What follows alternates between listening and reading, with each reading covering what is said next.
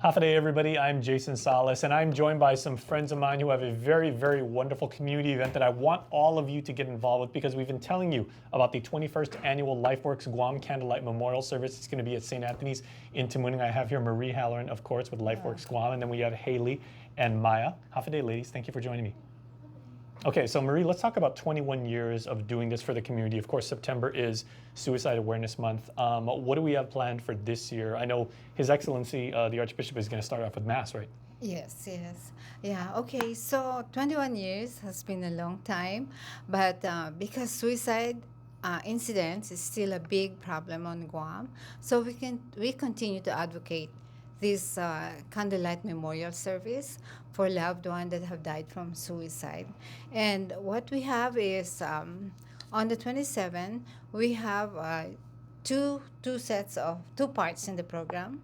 The first part is we have a General Assembly and then the Candlelight Memorial Service in remembrance of those that have their loved ones that have died from suicide. And September 27th, Saturday, we're at St. Anthony Catholic School Gym. And time, if you have not registered yet that day, is between 7:30 and 8 o'clock. We want to kind of start on time. So please come 7:30 if you have not registered. And registration is free. There's no fee to it. And then 8 o'clock, we start on time. We do have the program, and we have several things that's happening. St. Anthony Choir will be singing, and then we also have testimonies from survivors of suicide. And then we have readings that will be for the survivors to make them comfortable and to make them, we are there to embrace them. And we also encourage the participants to bring a photo of the person, their loved ones. If they don't have a photo, it's going to be like a keepsake or a memento of the loved ones. And it is so important that we get our youth involved in this because it's so critical that they understand. So let's talk to our students now. So Maya, how much work have you and your classmates, like you and Haley, been doing to put this event together, and what have you been telling your peers? So we think that it's really important that young people our age are getting involved in this, and that we know how important it is to prevent things like this from happening.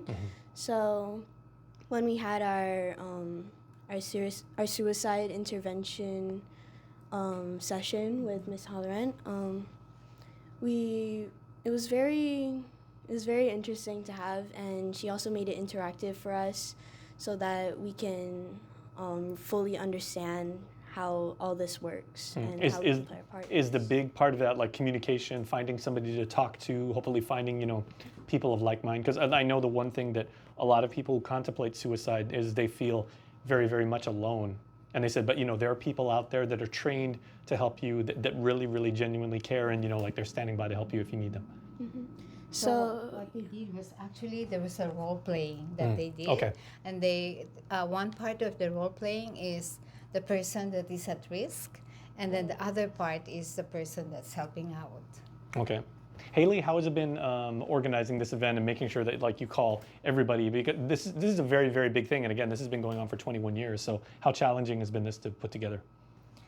I think it's a really challenging thing to do because, suicide is one of the most common causes of deaths around the world, especially in teens. And by putting all these events together, we can help prevent it and reduce the risk of more lives being taken away because of suicide. What do you guys have these conversations with Ms. Halloran's help is, like within your classes, within your school, even reaching out to like other schools about like, why it's important to reach out for help, and like if you're going through something to really speak up, because the world's a crazy place right now and you can't keep it inside, right? Well, because I have I know some people that are thinking of these stuff, like trying to commit to suicide, and their mind is just full of it. And I try to find ways to help them get through it, to help them rethink their decision And yeah, I think that really helped them change their mind, and now they're happy. Well, you're doing an amazing job. And Maya, if I will, St. Anthony's is a beautiful place. You guys have an amazing venue. It's going to be absolutely very emotional, for sure. Like with the candles, in the morning at St. Anthony's. So, what time are you guys going to be there and preparing? And the Archbishop's going to be there too. I think we're gonna get there around the time that it's probably gonna start, right, Haley? Yeah. Mhm.